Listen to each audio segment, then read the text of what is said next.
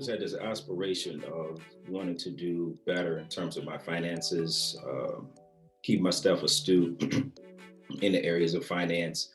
And it started for me at an early age. My father was always talking to us about finances.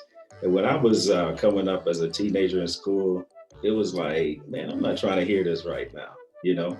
But he was always talking about the stock market, what was going on in the economy. And those discussions happened right around the dinner table. And but once mentioned, as mentioned, I never really understood the value of it when I was a teenager until I got a family of my own. I had bought my first home when I was 24 years old, and understanding how that process worked. And then I saw the value of that because that first home was able to give me my second, and then to the third. And just starting out very early and having a bank account, that financial literacy aspect was very instrumental. So I have to give credit to my father because he was very instrumental in that area of my life. What's up, everybody? It's Willie and Alex from the Black Culture Podcast. I know you're ready to get into this video, but before you do that, make sure to subscribe to our channel and follow us on Facebook, Instagram, and Twitter at the Black Culture Podcast. Enjoy the video. Alex, what's up, man?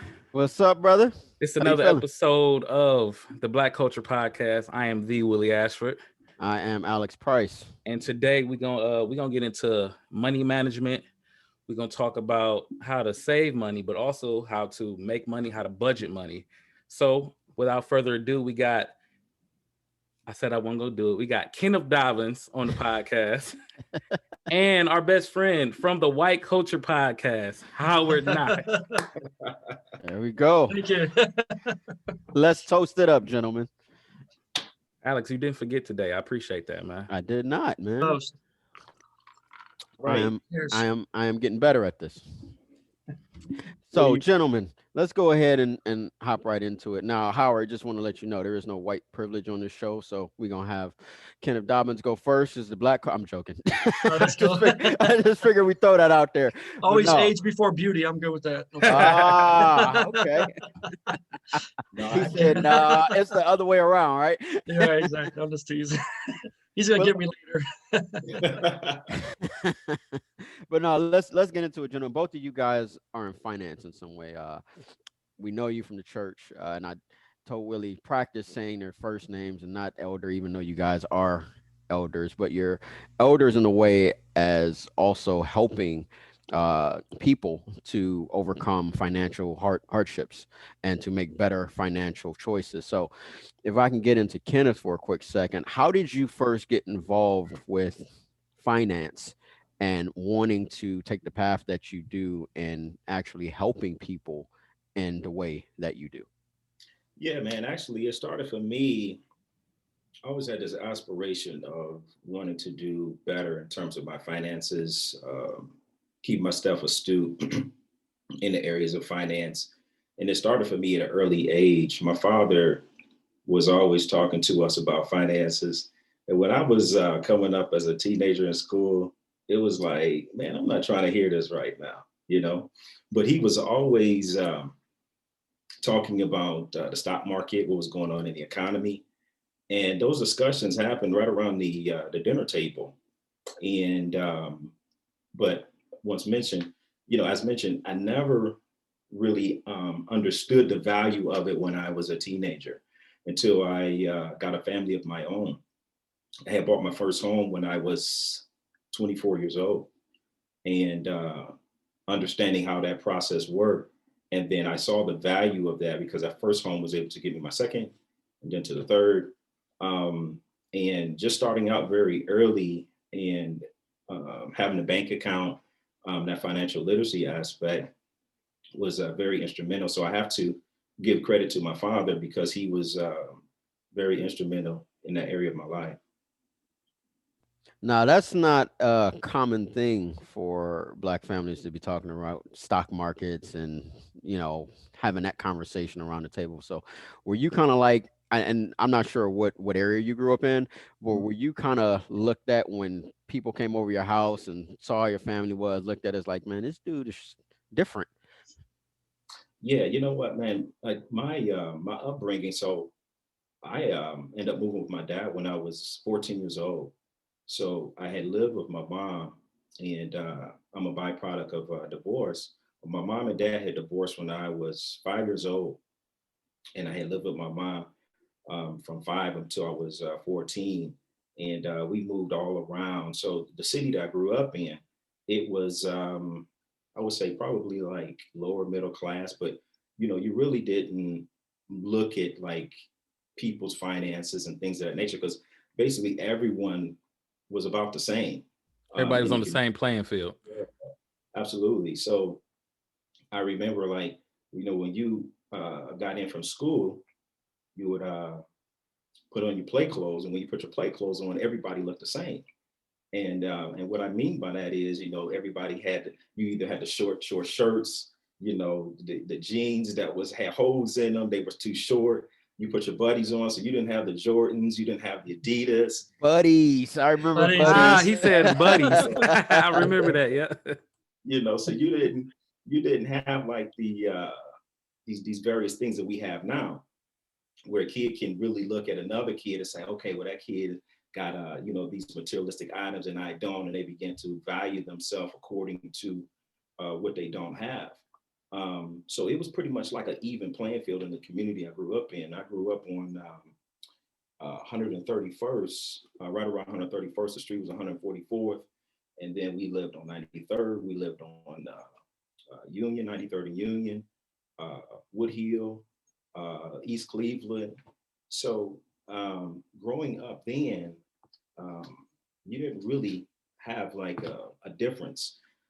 But my father was he was a hard nosed guy, straightforward, and everybody knew like Mr. Dobbins is all business. You know, um, kids didn't really come around playing around too much around. Um, but and then when you're growing up like that, you don't really um, um, broadcast like, okay, yeah, this is the thing I'm learning. This is what my dad is teaching, that kind of thing like that. So it was just like, just like a regular kid. And, you just associating yourself with your peers. And, but, as mentioned before, I was getting the information, but not really understanding the value of it until I had got, much older. And then I was able to, take that and then springboard that to, other things. And then help out in the ministry and things of that regard with the financial literacy piece that we'll be talking about.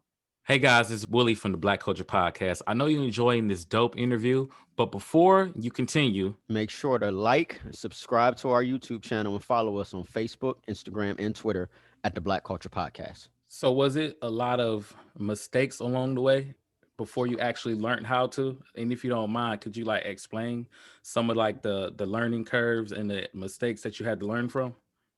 Oh, absolutely, man. So like the things that I had learned, um, especially when you're young, there's so many vultures out there.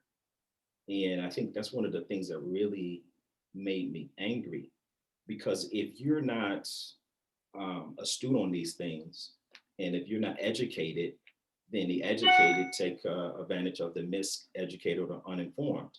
Um, and then, so in reference to getting credit cards early, I remember, man, when I was in college, signed up for a credit card, and it should have been like illegal for a credit card company to come onto a college campus and sign kids up for a credit card when many of them didn't even have a job, or if they did have a job, it was like minimum wage. They have student loans, and then so you're not really understanding what this could do, or how detrimental it can be for you down the road. It may be $1,000, but then you miss payments, and then those things can get out of control, and then that $1,000 can become $2,000, and then you paying $1,000 thing you signed up for can become $4,000, or if not more. So those were some of the mistakes I had made early on, getting a credit card, not paying bills on time. And I tell you what, it came like full circle, because when you purchase a home when they pull your credit. And then that's when I began to understand the value of credit, how the credit system work, and how missing payments can be detrimental to your credit. So when you are getting a home, the better your credit score, the better your loan will be. And then if your credit score is not where it should be, then you can get into a bad loan or may not get the loan at all. But what it worked out for me was there were some things I had to go back and clean up. So basically, in order to get my credit score much better, I had to go back. I had wrote letters. I had called payments up that I was behind in and that type of thing in order for me to get into the loan that was that we were trying to acquire. But those were some of the mistakes that I had made early on, signing up for things, not reading contracts properly, taking somebody's word.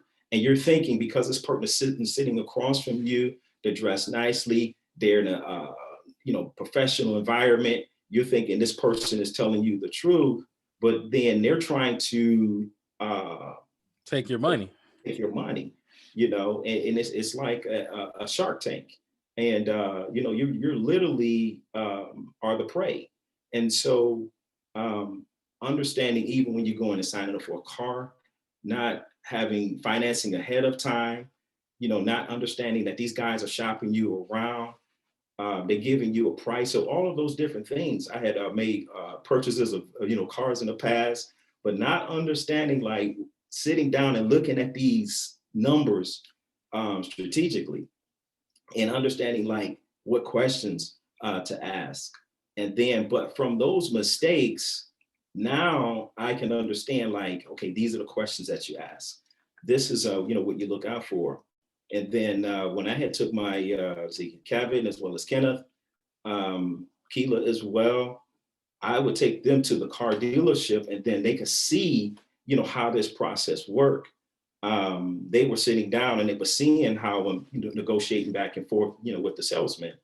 And then when it came time for them, they basically began to know, how to ask the right questions. So, but I think that, learning the things along the way really, really helped me. I remember a time, it was a water softener system, and the salesman had came to our house, and this guy was there like all day.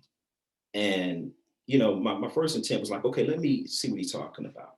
So he came to the house, he did his test, and he did this little water sample, and he's like, look, this is what your children, are drinking. Because at the time, Kenneth might have been maybe about 2. No, it's funny you said that because I had a guy do that. Well, I used to sell Kirby vacuums, and Okay. I would go to people's house and be like, "This is the mattress you're sleeping on every night. It's all this dirt." Exactly. Yeah, man. He did the same thing, and then he did the he more so like did the appeal to emotion kind of thing with his sales kit, because with newborn babies and things like, this is what your babies are drinking. Do you want to give this to your kids? And I'm like, wow, I didn't realize the water was that bad. Yeah, you don't see this, and you should be treating your water and this type of thing. So long story short, they came, and then mind you, we didn't even have a discussion in reference to like, we're moving forward with this. I pull up from work, this is guy in a van. He's like, I'm here to install your water softener system. I'm like, whoa, wait a minute. That's like, I didn't sign up for anything. Well, I got orders here to install it. They have nothing to do with me. I got to put the system in. I got this on my truck. And then, lo and behold, it was like this $4,000 bill. And, I'm like in my early 20s, I think right around 25. And if that type of thing happened now, man, I'm like, dude, you got to get up out of here, But just not understanding how things work properly. And then a lot of the stuff that my father was talking to me about began to start playing in my head like a record. It was like, it's kind of funny because although I wasn't taking heed to that advice, later on, it was like, see, this is why he said this. This is why he was saying this. This is why he was saying this. And it came all the way back to me like full circle. But Wow. those mistakes, man, were, although I had the advice, I did not take heed to a lot of the advice that he was giving me. And then it did not um, really take like full root until I began to start getting involved with things on a personal level. That's game. That's game. I want to get into Knock real quick. Um, Howard, how did you get? How did you start learning about money, and then how did you ultimately get involved with finance? Because I know you worked for the Federal Reserve Bank for a number of years, but Yeah. but kind of take us on a journey of how things got started for you. Yeah, I guess, well, similar to Ken, I'm raised by my mom and my dad. They were divorced when I was very young. And actually, I was born and raised in the streets of Cleveland. So I grew up on 55th and St. Clair. I would live there from second grade until my 10th grade year of high school. So I did have the opportunity to go to Catholic school. So I went to St. Vitus, which is on Glass Avenue. And then I went to St. Joe's. And then when I moved, we actually moved out to the suburbs, which was weird for me because I was used to seeing, blocks. And I went out to this street called Lost Nation in Willoughby. And I told my mom, "You're moving us to a Lost Nation. This is ridiculous. I can't even see a corner block when I look down the street. It's just one long road. What have you done to me?" So Literally one long road. It's nothing over and there. I was like, "This is a Lost Nation, Mom. You've really done us in this time." And so, but growing up, my dad always had his own business. He did carpeting and tile trade work. So, part of my background is kind of entrepreneurial because of my father, my mom, and both of them, strong work ethic, hard workers, but, struggled, never really taught, we're never really taught about financial literacy. I mean, did some things right, but not everything. And that's, I think, one of the biggest problems in society is this: most people aren't taught. Financial literacy is not taught in school. And if someone's parents weren't educated about, personal finance, then you're not going to get that at home. And it's not their fault. It's just because their parents didn't teach them, right? So it's like a, if we talk about from a Christian perspective, it's almost like a generational curse, right? That people aren't taught how to manage money. So, but my mom, she worked in the brokerage. So she was a chief wire operator. So she worked downtown at one of the top brokerage firms at the time. And she, in the summer, because she was a single mom, my dad worked, she would bring me to work with her. And so literally every day of the summer, I spent downtown on East 9th or East 12th, depending where she worked, at a stock brokerage, and looked at all these people, basically, selling stocks. And, I helped my mom work they had those old school air tubes where you'd shoot the orders down, and I do all that. But that had some kind of, impact on me about just wanting to do something different. It caused me to see something I didn't see in my neighborhood. Like Dobbins was saying, a lot of people, worked hard. They were, blue collar, doing the best they could for their families. And that's definitely, one of the strong suits I think that I have from that. But, a lot of people didn't go to college. They didn't have that background. Very few did. And so that was something in my family. I was the first person to actually go to college and get a degree in my family. So that was, unique. So my degree, when I decided to do What that, school? What school did you go to? well, I put myself through school. I used credit cards to finance my first 2 years at Lakeland Community College. I followed the transfer scholarship, and then I got a transfer guide. I followed a scholarship to John Carroll. So my last 2 years I spent at John Carroll University, and I did get a degree in finance. So just because I think a lot of it was not necessarily if I wanted to do that or not, but just that's what I saw growing up. I saw these brokers, making tons of money, selling stocks. And, the one guy had like a checkbook and it had dollar bills in it. They were like checks that would perforate it. He'd, pull out a dollar bill for my brother and I when we were down there and give us a dollar bill out of his little checkbook. I was like I've never seen such a straight dollar bill in my life, So basically, through that time, I moved out to the suburbs and then went to and put myself through school. My parents couldn't put me through school. They wanted to, but they just didn't have the money. So my dad, I remember him switching his tax return to head of household so that I can actually get some money for college, because before he was, writing me off. Basically, I was one of his exemptions because I was under 25, but eventually he just switched that so I can get some money and just put myself through school. And it took me a while, so when I went to John Carroll, I was probably older than most of the kids there, and a lot different. By that time, I was selling real estate. I had my real estate license. I managed 2 apartment buildings for a free apartment. I managed 31 units. I did all because my dad did trades. I did all the trade work. So I did all the carpeting, painting, renting the suites. And that process there taught me a lot about money as well, about real estate and how real estate can be used to make money. And so I learned a little bit about the game of how to, manage apartment buildings, how to, lease apartments and that kind of stuff. But I did it for a free apartment so I can go to school and not have to pay rent. And then I worked at UPS. So like I went to school full time at John Carroll because I got a scholarship and I had to go full time. I worked at UPS in the mornings. I'd get in there at 2, 3, 4 in the morning, work till 8, then go to school all day. And then I sold real estate on the side as best I can. But I probably did more UPS in school than I did real estate because at this time, you can't have your fingers in too many pots. So I guess I'm talking in circles here, but all this kind of stuff that happened in my life taught me to be independent. My parents taught me to be independent, but I had to do a lot of things myself, excuse me. And that really taught me the importance of work ethic, and then understanding finance was something that started to become a byproduct of what I was doing in school, what I was learning in real estate, the stuff I was taught from my parents. I mean, my dad didn't talk about the stock market like Ken, but he did talk about the importance of managing money. And because he had his own business, so he had to do that. So, those things kind of all led me to get my degree in finance. And then when I left John Carroll, I actually did completely everything that I didn't want to do, meaning I wanted to do something in finance, but I ended up doing stuff in banking, but it was more risk management related. So I wasn't doing anything related to my degree, which happens a lot of people. Go ahead. Quick question for you. So you've got these 12 jobs that you're working while you're in college. How much of that money were you actually saving? How much of it were you spending? Were you doing any? Because I heard a guy say this on the podcast. He said most people that I know who've had 2 jobs, 3 jobs, or whatever, they didn't necessarily have more money than the guy who had one.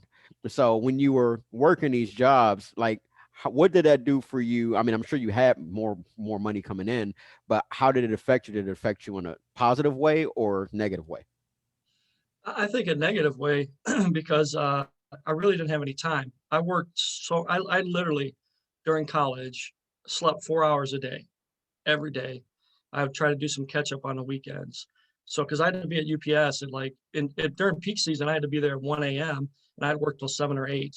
And then I'd go to school and I was exhausted. So listen, I drank like 12 to 24 cans of Pepsi every day. I mean, I was coffee. I mean, and I drank so much caffeine that I actually had an atrial fibrillation. So I had a heart issue where my heart just went into a regular beat and was super fast. And I had to call an ambulance, pick me up because I was living at those apartment buildings. And the doctor's like, dude, you're doing way too much. You're drinking too much caffeine. You're not getting any rest. And, this is way too young for you to have these kind of heart issues, And so I think it was a negative, physically, mentally, it was draining, but I had to do what I had to do. And that's kind of how I was taught, do what you got to do to get it done. And, and sometimes, I think all of us do this at some point where we don't take that moment to step back and relax, and chill for a minute. And I never had time to do that. I mean, I took classes in the summer because I had to get my credit hours because I can only do 12 hours a semester, to be able to keep the full-time status. But that's really all that I could barely manage. And I still did really well in school. I mean, I got good grades, but that one semester I had to work peak at UPS and I had to be at work at 1 a.m., work till 7, and then I had to go take finals all week. And I did not do well in any of those finals because I didn't have time to study. And then I needed a job. I needed the money. The apartment building, I did all that to have a free apartment so I didn't have to pay rent. And then I got paid under the table. I'm not supposed to say that. I got paid cash, for doing the renovations of the apartments. And it just was, I think it was just a very draining. I look back at it and I'm like, I don't even know how I did it. I couldn't do that now. Like, I think like I would be dead because I just don't know how I did it. So, it's God's grace really, I think, that kept me through all that and really, allowed me to finish all that I finished and complete. And, I'm proud of it, but it was a lot of work. And I think it did have a lot of, detriment. And I didn't have any more money. I mean, every dime I had, I spent because I'm paying my way through school. I got scholarships and some grants and a loan. But my first 2 years taken care of. And one of the mistakes I made, like Ken was mentioning, is I took out credit cards because I had, credit cards are just an extension of somebody's income. So all you're doing is funding something that you don't have money for. Now, some people that's what they got to do because they don't have enough money. Not saying it's right, but it's what happens sometimes. A lot of people do it in college. I mean, it's such free access to get, credit cards. I put a lot of things on credit cards to the point where I couldn't pay them. So basically what I did, which is something someone could do, I didn't file bankruptcy, but I call the creditors, I stopped making payments, and I said, I can't make the payments anymore. And I made payment on my car because I needed my car, right? And I had to negotiate, a lower amount on my credit. So I fortunately had some help with money I had, and then someone had literally given me money to pay off these cards so that I wouldn't have any debt and, not have to come up with the full balance. But that goes on your credit, right? That impacts your credit score, lowers it. It shows that you settled for less than the agreed upon amount that you spent. And that's not what God calls us to be. He calls us to be good stewards and to owe no man, really. So we really, in that position, it helped me. But, I made that position, right?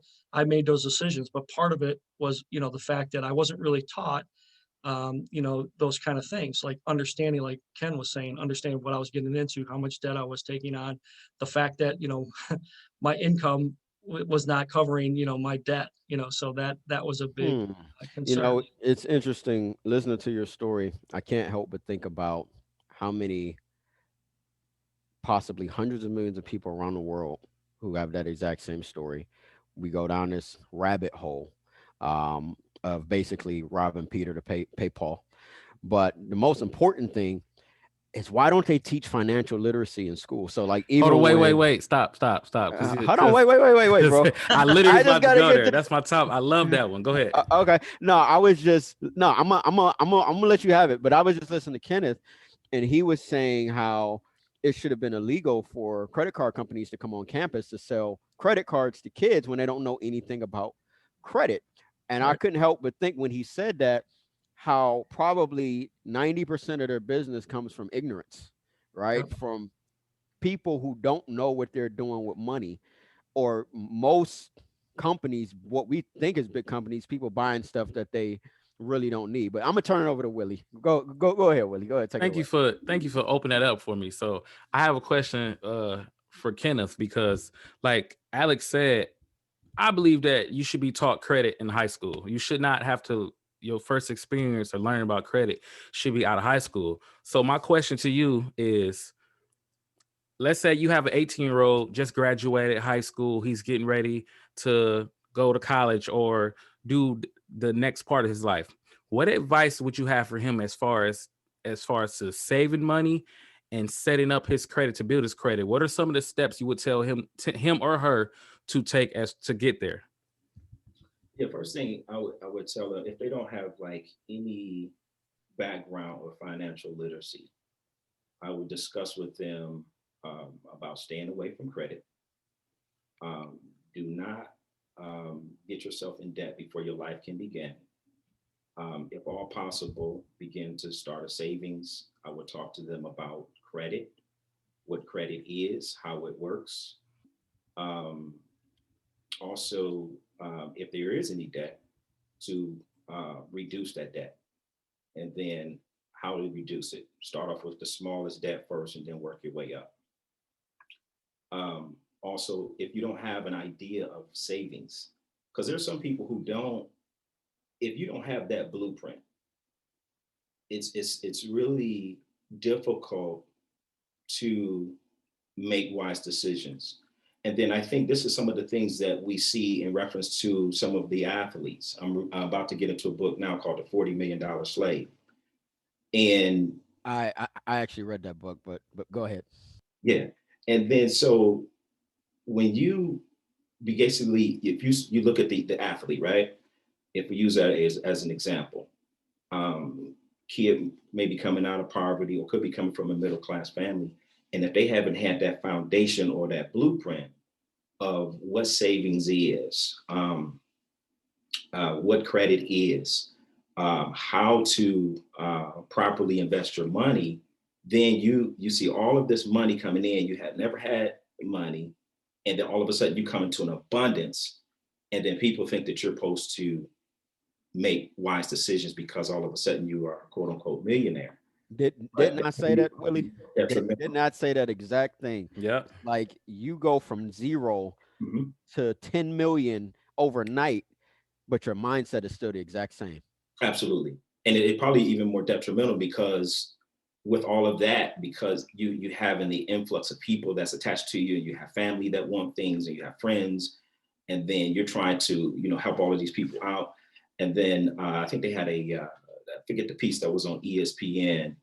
I think it might have been called Broke.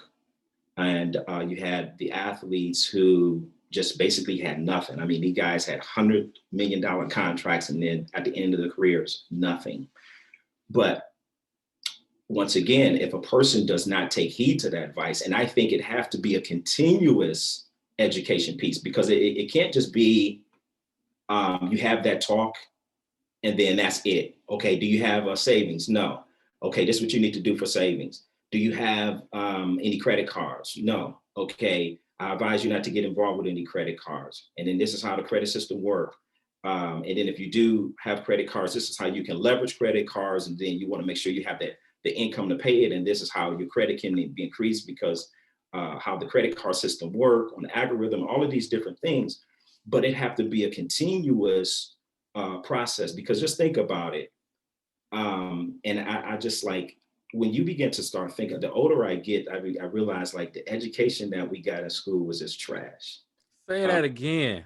It was just trash.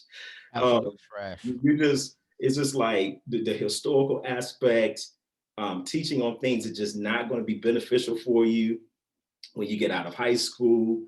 These things that you're not going to basically be able to apply to a job. And then even in college, there are certain things that you just do not even need. And it's just, and I'm starting to realize it's just like a big game. But one of the things is this, like on a financial literacy aspect, it has to be a continuous process, educating yourself continuously, because people that's in the system, that's in that particular game, what are they doing? They're constantly educating themselves, right?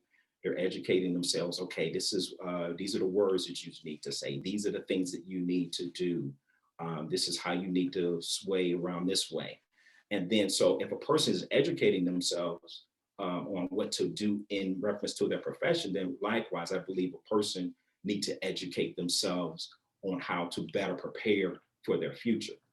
It's funny you said words, because I remember hearing Brandon Marshall say, he was like, man, the worst thing to do that can scare off people was that when you start talking back and asking questions, because now they realize you understand what you're saying. So he was like, I had to educate myself. I had to learn the language. I had to learn the way to talk to them, because you come across somebody that don't know what they're saying or don't ask questions, you can get over on them. But it was like, if you start throwing questions back at them, they feel like, all right, I can't get one over on this one. Let me really do what I'm supposed to do and not try to take advantage. So to hear you say language and educating yourself, I understand what you mean by that. Man, there was a lady, I'll never forget this, man. This lady had came to our house, and this is when this is right around about 2008, and you had the interest only loans. And I mean, they were closing out loans like crazy. I mean, guys was getting rich like overnight practically. And these mortgage companies were closing deals big time. And then, but however, they were putting people into bad loans. And they were, once again, and this is where the financial aspect, financial literacy piece come in, because they were showing people, okay, well, this is what your mortgage payment would be. And then people are like, oh, cool, I can afford that. But they're not understanding, like in the fine print, that in 5 years that your payment is going to balloon. And then this is where a number of people, primarily in the Black community, had lost that wealth, because in the Black community, oftentimes the only thing they had was their home, right? And then, so when that predatory lending came in, these guys were shorting the market. When that time period came, they pulled the carpet from up under people, balloon payments off the roof. People could not afford them. They could not pay that mortgage. They started losing their homes. And then, but there was a lady that came to the house, and she tried to sign my wife and I up, because they were running commercials on the radio like crazy. and they were right in Garfield Heights, this mortgage company, and we were looking to refinance. And she was like, "Oh yeah, this is what your payments going to be. Just sign right here on the dotted line." I'm like, "Wait a minute." And then so I started asking questions, and then she wasn't able to really answer those questions properly. And I told her, I said, "Well, look, before I sign, I said, my wife and I is going to pray about this. I was like, we're not moving forward with anything till we pray about it." She's like, what you need to pray about? Just sign right here on the dotted line. I said, "Oh no, that's it." I said, "You can go on and pack your stuff up." I said, "Because before we make any decision major, we're going to pray about it." And I knew right then, I'm like, okay, that's the person I knew I don't want to deal with. Yo, I've never heard that before. So the crazy thing is I was a loan officer back then from Yeah. 2006 to 2008. So I saw all of it. Yes. Yes. But I got out of it before the bubble burst, right? Man, yeah. Look, I've never heard anybody say what you need to pray about, right? Like right there, it's like, never you mind. need to sign right now so I can take this check. Let's not bring Jesus into this.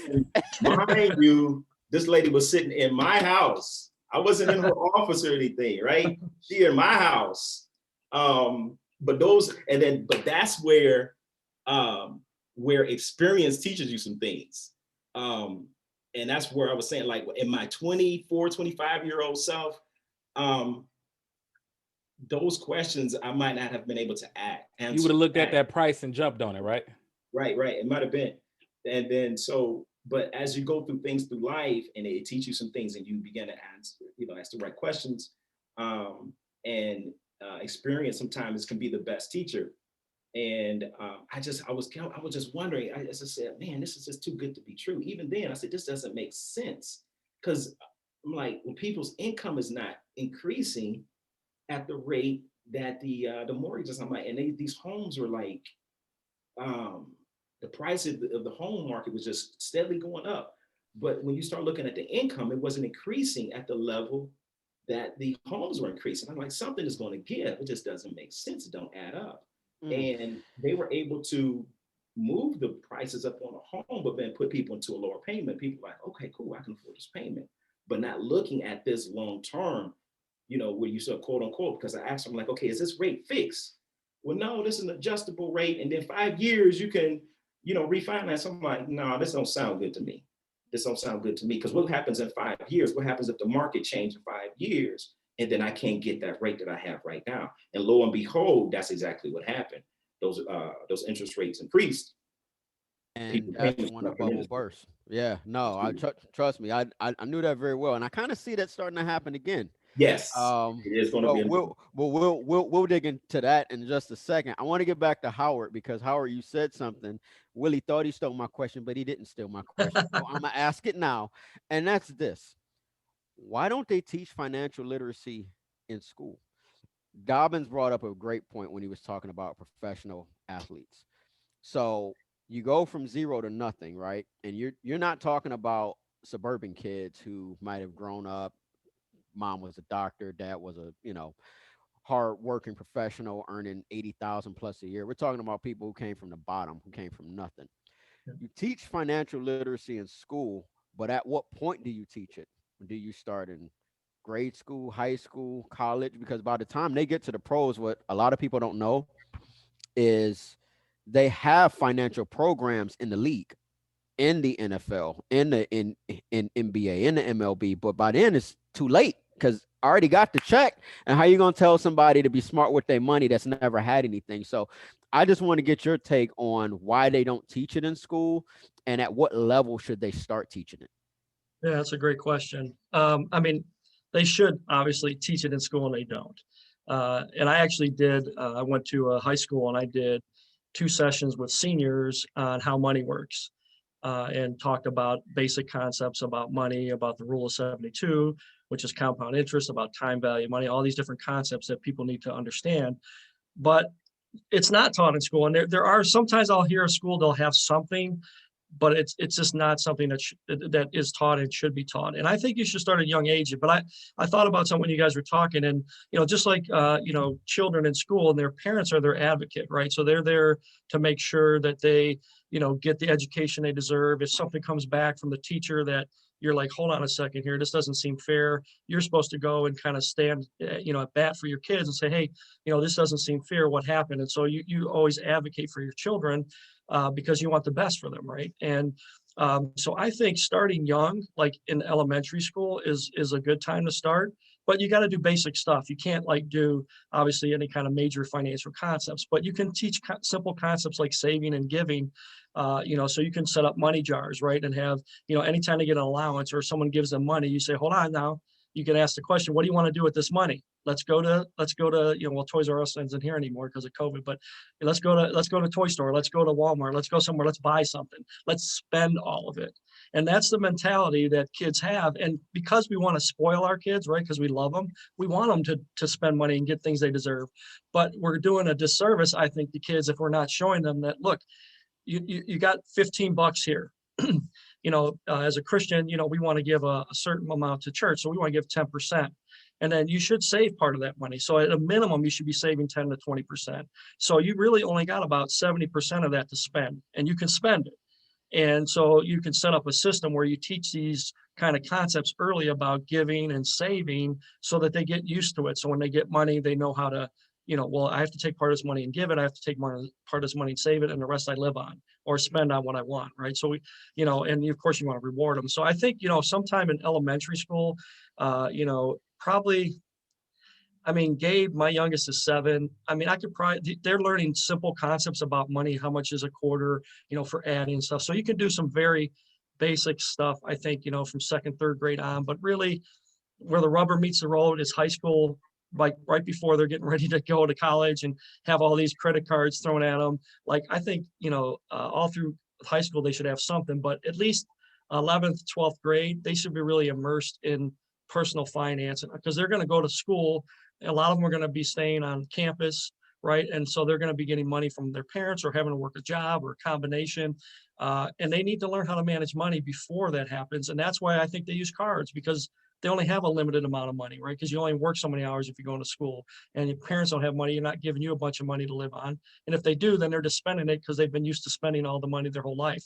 So I think, that's so important. I think throughout their formative years that there should be some type of education about finance, from the simplest and then getting more and more as they get towards high school, towards money managing and understanding debt. So there's like $1.5 trillion in student loan debt. Mm-hmm. And then I think it's like a third, don't quote me on this stat, but I think like a third of people that have credit cards are about $100 away from maxing out their credit cards. Average households have 16, 17,000 in credit card debt or more, right? So debt is a huge issue in our country. And that's because I believe that people aren't being taught what we just talked about, all these things that Ken just talked about, and the question you asked. And it starts, I think, at home first, and then it should be in school. But if it's not at school, then we should be the advocates for our kids and teach these concepts. But if the parents haven't learned that, how are they going to teach their kids? And that's why I think it's important for also nonprofits and churches to implement, like we have in our church, money management and understanding that. Because a lot of people just aren't taught, and they're in their adult years and they don't know anything about money. They just know how to spend it, right? It's interesting that you brought kids up, because one thing I noticed, I have a nephew, he's 17 now. His name is also Gabe, but when he was 3, he knew money. Like, he saw the value of it, and it always surprises me how kids can pick up on everything, but they pick up on, okay, if I take this dollar and exchange it, then I get something in return, and they're watching every single thing that you do. So I remember he was like 3 or 4, and he came up to me, he said, "Hey, Uncle Alex, can I have some money?" Right? Just like, a very, very kid thing to do. But he said, "Hey, can I have some money?" Because he knew the value of money and what it could get him. Kids want things. But here's my question, and then I want to get into investing, because I think that's another part that we don't talk about. It's one thing to save, but if you're not earning and it's not growing, then it's going stale. So my question is this: if we start teaching kids financial literacy and how to be fiscally responsible with their money, you're going to have a lot of backlash from that. Do you think that is something that will be welcomed with open arms by the juggernaut businesses that are profiting from all of this ignorance out here? That's a good question. I mean, if you think about it, I mean, there's probably some literacy programs, banks and that are doing it now, but banks make money, credit card companies make money off of interest, and credit cards are compound interest. So they're making a boatload of cash. So they're not really incented to teach people how to get out of debt, to teach people the concepts about how to make money and how to have your money grow. I'm not saying they're not doing it, but they're just not incented to do that. And I don't see much of it even coming up through my years in banking. Now there are some nonprofit arms and things of the banks that reach out and do financial literacy. I've seen programs like that. But honestly, I think and this is me talking. This does not necessarily represent the background of my companies and what they believe, but that they're not incented, right? They're not incented to teach these things. They want people in debt. That's how they make money. And when people don't know, rules like the Rule 72, the banker's rule, which is called the banker's rule, which is, and Ken has taught this through Jesus and Money Matters at our church a lot. I mean, that is one of the most basic tenets of, financial, concepts that need to be learned to understand how money is made and how it grows and how it compounds. And banks know that, and they're turning around and borrow money from us by, giving us very low interest rates on our savings accounts and CDs, and then turn around taking that money, investing it in the global economy, or lending it back to us in home equity lines, credit cards, car loans, mortgages, which are assets on a bank's books, right? Mortgages, loans, all those are assets, which is very different from a typical organization. Mortgages and that are usually liabilities for us, but for a bank and a company like a credit card, those are assets because that's what they use to make money. Hey, Howard, can you talk about that rule for a quick second for those of our viewers who may be watching or listening? Because a lot of people don't know what the rule of 72 actually is. Yeah, and Ken could do this too. He's been teaching this a long time at church. So, but basically, you take the interest rate of your investment, whether it's 3, 6, 12%, whatever it is, and you divide that into the number of 72, and that's approximately how many years it takes for money to double. So if you put $10,000 in a 3% account, 10 and or 3% into 72 is every 24 years. So your money will double every 24 years, right? So if you have a $10,000 sitting in a 3% yielding, there's no CDs out there, but whatever that account may be, a mutual fund portfolio is very conservative or something. It's going to take 48 years for that money to grow to 40,000, right? So that's a long time to wait. So the idea is that the higher the interest rate, when you increase the rate of return on your investment, the greater that number, the greater the number of times that money doubles. So if you go to 6%, now 6 into 72 is, well, I think that's 12, right? And so now instead of 2, you have 4 doubling periods. And if you double that again, it keeps growing exponentially. So Einstein said that compound interest is the most powerful force in the universe. The people that use it gain from it. The people that don't pay for it, right? And we pay for it in the form of a credit card, because credit card is compound interest that are not at 12%, because that same 10,000 at a 12% rate of return over 48 years would grow to about almost $2.6 million at a constant rate of return. So who's making the money, right? Banks, insurance companies, or credit card companies, and they're making money hand over fist, with compound interest. And then that's why when you look at a credit card and you just paid a minimum, that's why they have to report now how many years it's going to take for you to pay off that debt, because compound interest is killing people in debt. So you're saying it can work for you or work against you? Exactly. So the same rule that makes people money is the same rule that costs people tons of money. And that's in credit cards. Credit cards are compound interest. Now, mortgage loans and car loans are fixed loans and that. So, but at the end of the day, debt is debt, right? And debt is the number one threat to your financial security if it's not managed appropriately. And ultimately, as Ken was saying, having it paid off and not getting into a situation that you're, leveraged like that. And there's sometimes importance and use for leverage, but credit cards and buying things to, extend your income is not one of them. That's this game. This game right there. Very happy to have you guys on. Thanks so much for taking time out of your day. I want to hop back into Dobbins for a second, because Dobbins, I know you're an investor, and you know quite a bit about investments from stocks to real estate, et cetera, et cetera. And I kind of wanted you to get into that. And then I also want to throw this at you, both of you guys. I want to throw this at you. We are the Black Culture Podcast, and a lot of the things that we talk about has a direct effect from the things that happen within the Black community. And so I would love to, after you answer that question, Dobbins, kind of get into what we need to do as a community. I was reading an article not that long ago. 2020 was talking about how white wealth and Black wealth, that gap is, white wealth is about 10 times greater. What we need to do as a community to begin building wealth, generational wealth, to be able to transfer that down. So the the floor is yours. All right, cool. So I'll answer that last one, and then I'll move back to the first one. Um, in reference to us as a community, I think group economics is a very powerful piece. Um, Sometimes, in a prime example of that on a very small scale, you have like little clubs that basically invest, and then they look at their portfolio, and then they can see how that portfolio is doing in the various stocks that they're in. And I believe that when you start talking about group economics, if I was using certain ethnic groups, that's what they do. The Jewish community, the Asian community, that's group economics.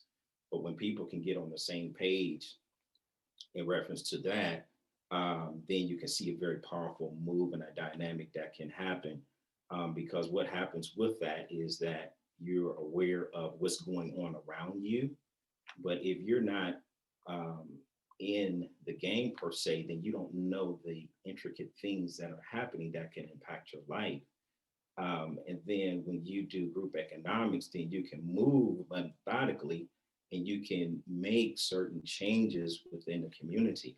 I believe, like in the Jewish community, the dollar turns over something like 8 times, something like that.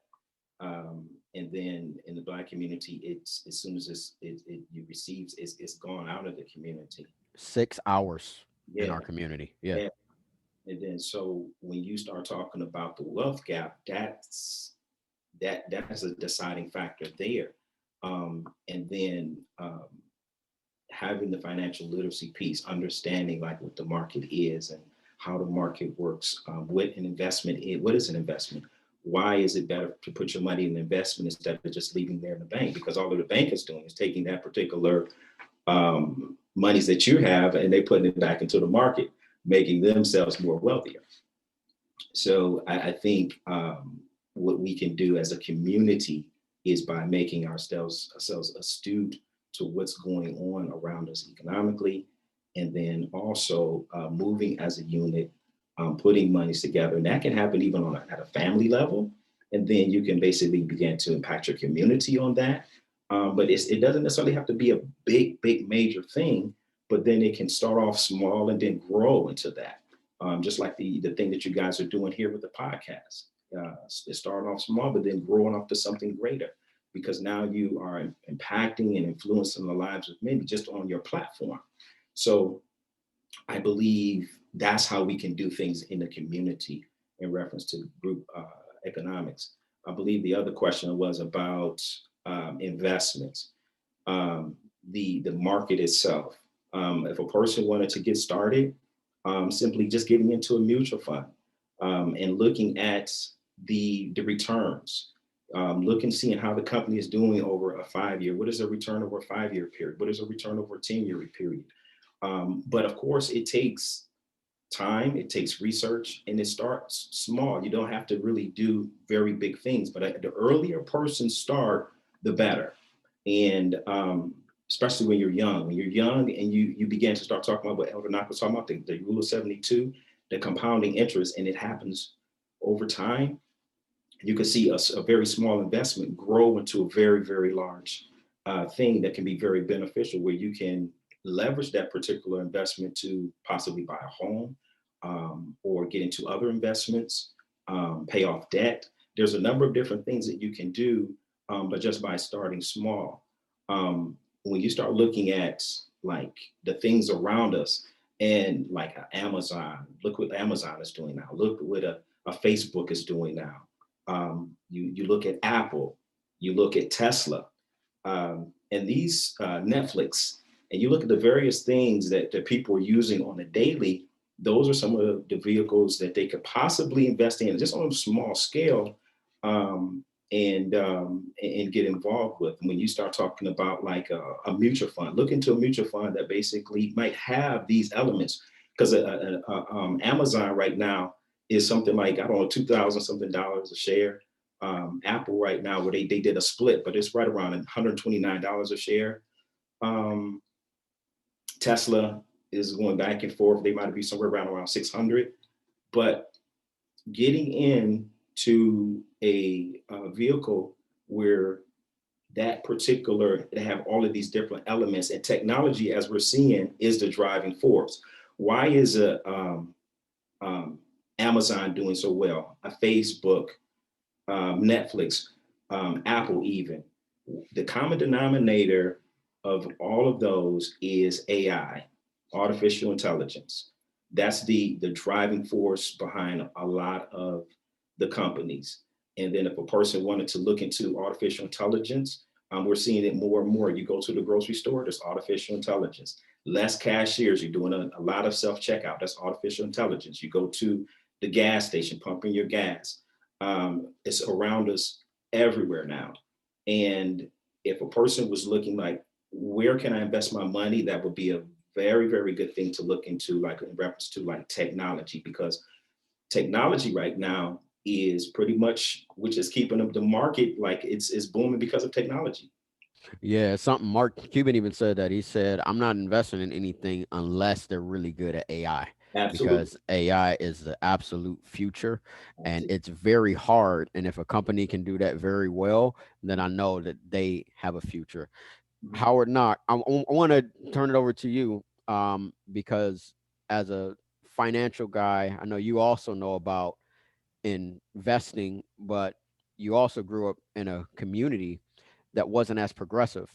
And, you know, you also having such close ties with the Black culture, Black community.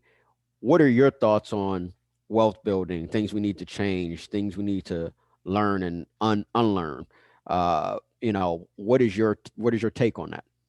Right. Thanks, Alex. That's a great question. And yeah, so I mean, my wife, as you guys know, is African American, so my kids are African American, and so it's really important to me, just in general, that no matter what someone's race is, that the same green is the color of money, right? And we all need to understand how to use money, how to build wealth.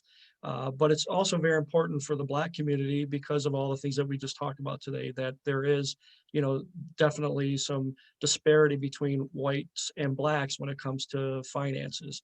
And I believe that that is changing, and it can continue to change. But I think it starts just with what we talked about, one, advocating for our children, and teaching the family and the kids the value of money and how to build wealth. And I think it starts at home, because, we can make impacts, greater, but it's got to start first at home. If we're not teaching these concepts and teaching our kids these concepts, or our nephews and family members, then I think we're doing people a disservice. And so we need to do everything we can individually to impact as many people as we can, to teach these kind of concepts. So that's I went over the Rule of 72 with my son, Howie. He's 15.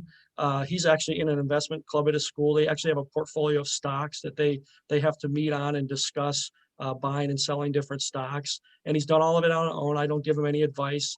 And they actually they have a pretty large portfolio, and they're making decisions on that. And then he has to make recommendations whether to buy or sell. So he's learning stuff that's unusual. Like, most schools don't have that, but his school happened to have that. And he asked if he can be part of it because it's a club.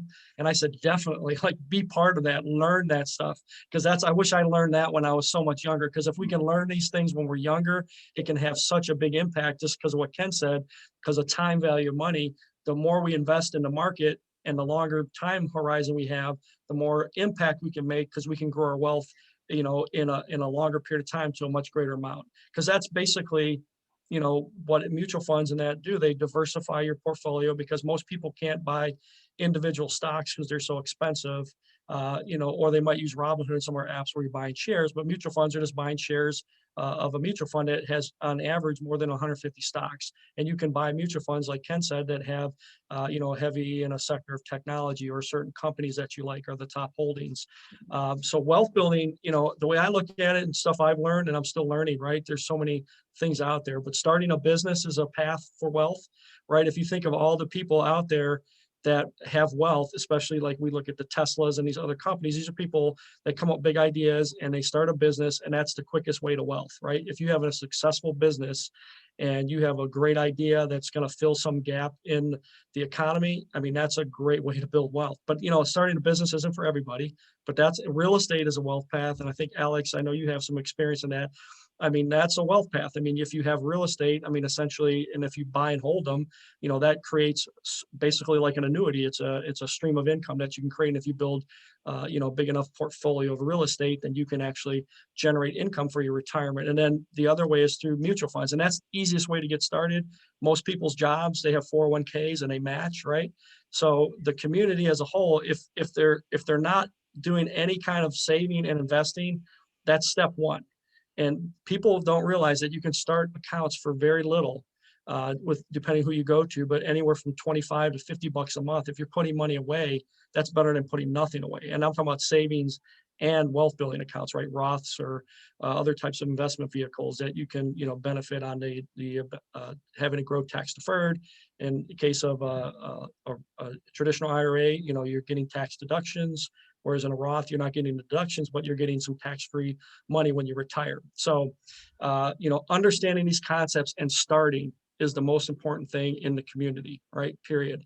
And so it starts with education. It starts in the home, and then it starts with understanding, where do I want to start, right? So, but what happens is, I think, is like analysis paralysis. People just get stuck because I got bills. I don't have money to invest. I don't have enough to invest. I don't know anything about investing, right? And those things come up across the board. But starting small, and mutual funds are the best way to do that, because you can start small. Thinking of ideas. Maybe there's a business. A lot of people have side hustles, right? And I can't remember how many people I meet in African-American community, or, Caucasian, doesn't matter. Tons of people that don't make enough money have side hustles because they need more money, right? So what about a business idea that might make that money? Because the minimum wage isn't going to cut it, right? $10, $15 an hour. I mean, that's good. But I mean, if you have a successful business, there's some startup, right? There's some time you got to put into it. But the growth and the opportunity for much greater income and ownership, those are things that a lot of people sometimes don't think about, because they don't think they can start something. I started side hustles. I sold carpeting, so I did carpet on the side. When I sold real estate, houses that needed to have their inspections and then had to have a bunch of repairs done, I would do side hustle and contract people to take care of all the all the repairs that need to be done to get people ready so they wouldn't have violations on their house. So there's lots, so you got to look for solutions to problems and look for ways to do that. So I would say for the community as a whole is just to look at different paths to wealth, whether it's business, whether it's real estate, and then investing and putting money away, but starting.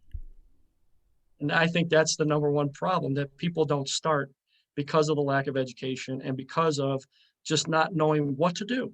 And then if they don't think they have the money, they're not going to get started. And the longer we wait, we're only hurting ourselves, right? Because if we talk about compound interest and time value of money, the longer we wait, the less impact we're going to have, because you're going to have a shorter time frame to have that money grow in an investment like a mutual fund.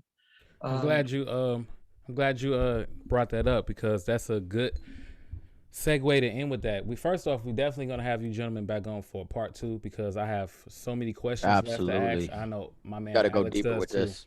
But let's end with this.